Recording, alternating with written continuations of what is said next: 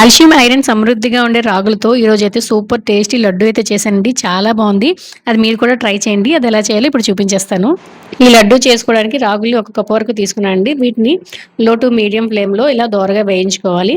తర్వాత వేగిన వాటిని పక్కన పెట్టేసి ఒక పావు కప్పు మినపప్పు తీసుకొని వీటిని కూడా దోరగా వేయించుకోవాలి. తర్వాత పూర్తిగా చల్లారిన తర్వాత మిక్సీ జార్‌లో వేసుకొని మెత్తని పౌడర్‌లా చేసుకోవాలనమాట. ఈ పిండిని పక్కన పెట్టేసి అదే జార్‌లో ముందుగా వేయించుకున్నాం కదా రాగుల్ని, అవి కూడా వేసి ఒక 3 ఇలాచీ వేసి వీటిని కూడా మెత్తటి పౌడర్‌లా చేసుకోవాలి. తర్వాత ఏదైతే కప్పు మనం తీసుకున్నామో రాగులు, అదే కప్పుతో నేనైతే బెల్లం తురుము వేసుకుంటున్నాను. బెల్లం పిండి బాగా కలిసేటట్టు కలుపుకోండి. తర్వాత వీటికి ఇంకొంచెం టేస్ట్ యాడ్ చేయడానికి కొంచెం జీడిపప్పు, బాదపప్పు ఇలా ఫ్రై చేసి వేసుకుంటున్నాను. ఇది ఆప్షనల్ అనమాట. తర్వాత ఒక పావు కప్పు వరకు నెయ్యిని వేడి చేసి ఈ పిండిలో కలుపుకోవాలి. మొత్తం అంతా పిండంతా కూడా బాగా కలిసేటట్టు కలుపుకొని మీకు నచ్చిన సైజులో ఉండల్లా చుట్టుకోవడమే. ఇంకా అంతే అండి. టేస్టీ అండ్ హెల్తీ లడ్డు అయితే రెడీ అయిపోయింది.